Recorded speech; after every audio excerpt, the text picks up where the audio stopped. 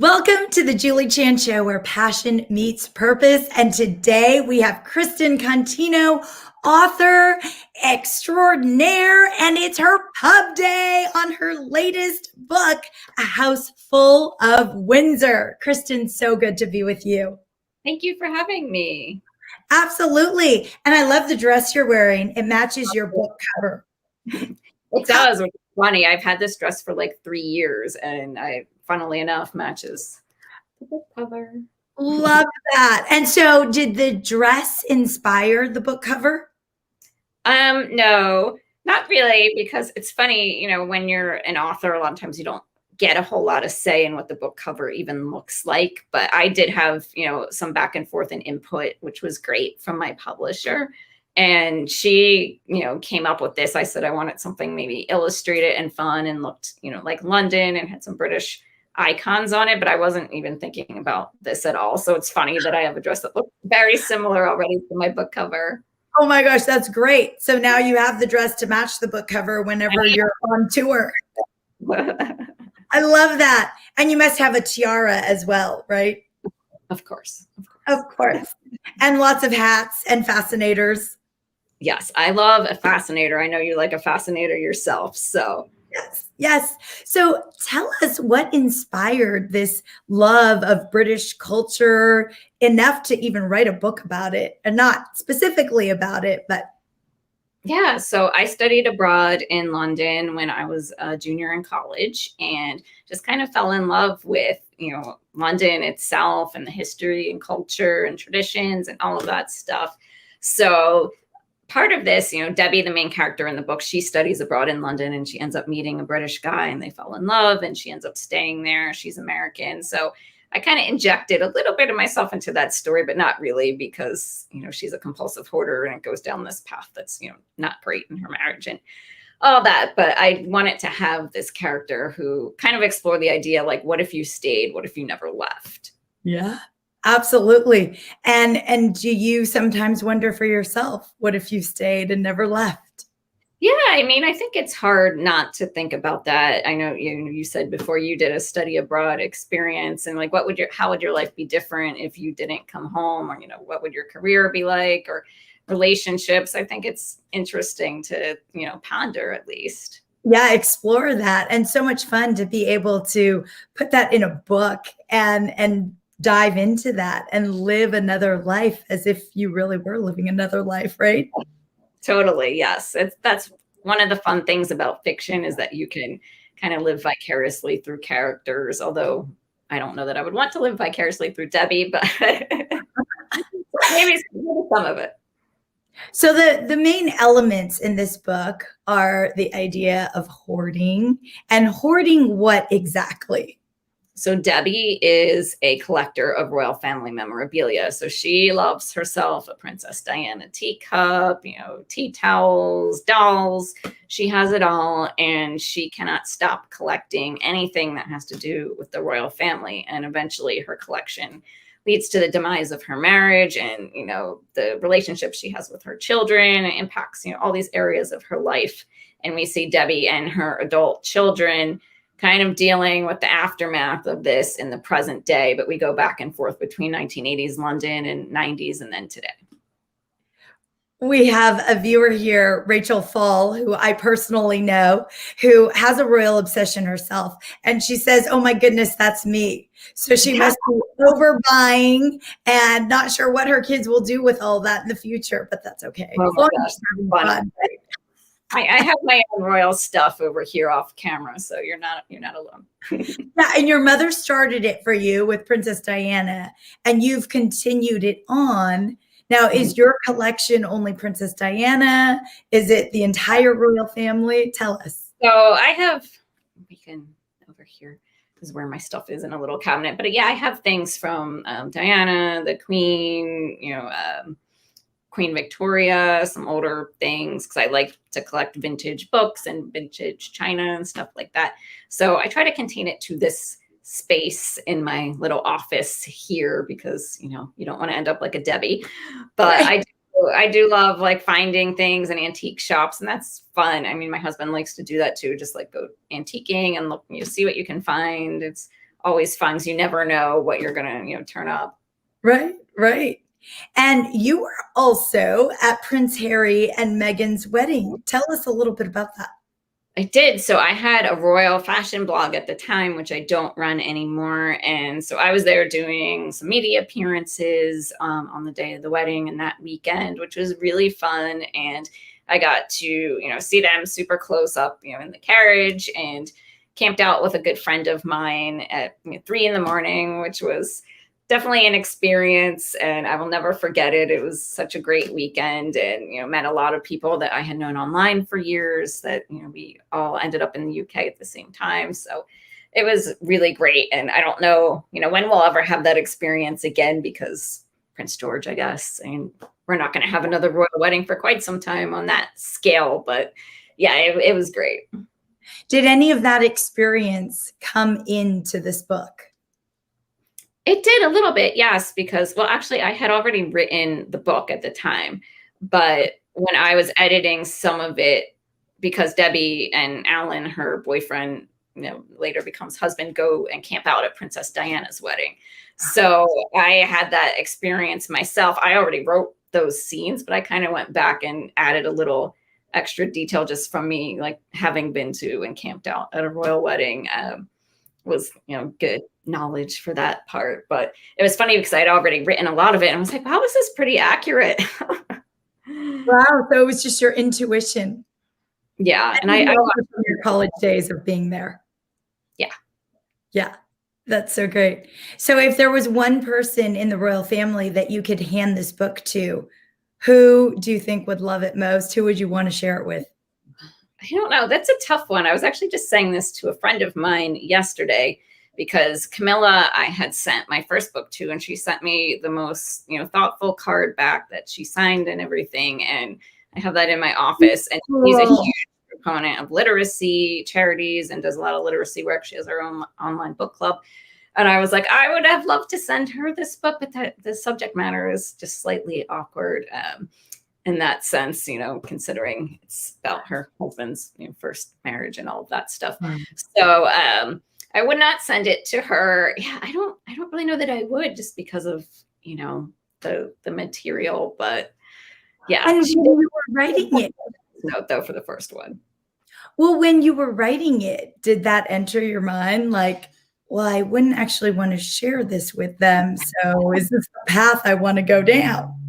No, I don't think so, because the book really isn't about the royal family per se. I mean, Debbie loves the family, and they camp out at the wedding, but the book isn't about the royals. They don't really show up, except for they see Charles and Diana go by in the carriage. So it's not that it's necessarily about them, but I still feel like it's a little bit. There's just the background there. So it's really a story of hoarding and then a mother-daughter relationship that can be tenuous, which all of them can be, right? Totally. So there's a sibling kind of dynamic in there, and then mother-daughter relationships. So it explores a lot of family dynamics in the book, and Debbie's collection just really impacts all of them in different ways. So there's 3 children in the family, and you see how her collecting has shaped them in their lives. And Sarah, the daughter, who there's 2 points of view in the book, Debbie and Sarah, she just goes the total opposite route, and she's this Martha Stewart wannabe, and she really wants to look like she's perfect and has all the answers and recipes and cleaning and all that stuff. So she's like, I don't want anyone to know that my mom is a hoarder. And then they all end up on a reality show where everybody finds out that her mom is a hoarder. So and is your mom upset about that? Yes. She does not want to participate, but she's kind of backed into a corner, and they're all just forced to confront their pasts and the mess, both physical mess and emotional mess that ensues. And I think it really is, about letting go of the past and letting go of things that, might remind you of memories and things that, even though it might be difficult, they all have to learn to move on from various things. Yeah. Absolutely. And were there, does this relationship stem from somebody who inspired this deep search into, or research, or, story into this relationship?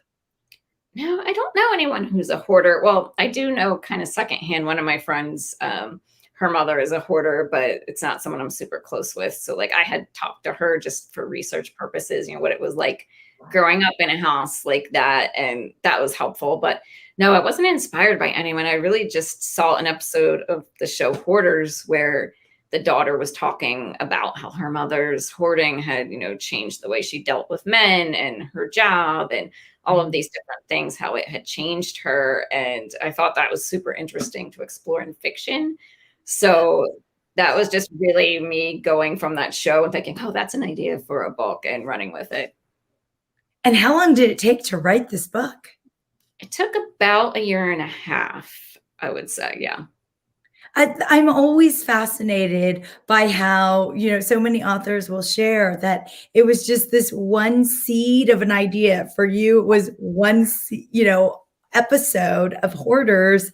And then you spent the next year and a half writing the details of where your imagination went. Incredible. It's funny when you think of it that way. And I'm not a person who does a lot of planning and like putting outlines, detailed long outlines on paper before I start. Like, I have an idea and it's very like a high concept idea and I go with it. And I guess the plot reveals itself to me as I'm writing. That's just how my brain works. And I know a lot of people don't work like that. That's how my process is. And it maybe doesn't always work out the best when you are in the middle of something and you're like, where am I going next with this story? But Yeah. I mean, when you go that way, do you find that you have to go back and edit a lot, or you're rereading a ton and changing, or do you just kind of keep going through? I do self-edit a lot in a first draft, but that's just me because I don't want to. I know some people who will just like word vomit, for lack of a better word, just to get it done and it's on the page and, write the end and then go back. But I tend to like edit myself as I go a lot, or, I might look at what I wrote the day prior and then change some stuff or add some stuff. So I'm definitely changing things as I go along. But I think it's, for me, creatively, it works better for me to have things reveal themselves to me as I'm going versus sitting there and being like, okay, well, what's going to happen in this book I haven't even written yet? Like, that's not how my mind works. So clearly you don't write chapter titles ahead of writing the actual book. No. Yeah. Interesting.